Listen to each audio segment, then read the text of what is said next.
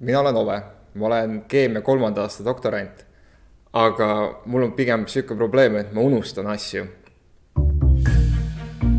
Nimelt mul on kogu aeg meelel mingi hunnik tegevusi, mis ma pean tegema või mingisugune laboritööd parandavad ideed või midagi siukest.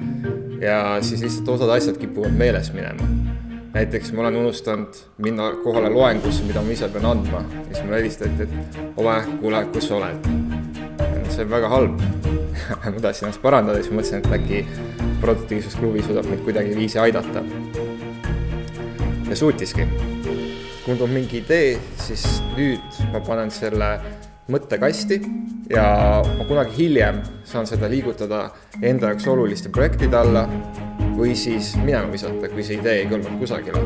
Samamoodi nagu arvutil on RAM ja kõvaketas, on ka meil vaja mingisugust välissüsteemi, kus me saaksime asju hoiustada selle jaoks, et meil aju ei oleks pidevalt üle koormatud ja me saaksime olla efektiivsed. Ja see ongi minu isiklik produktiivsussüsteem.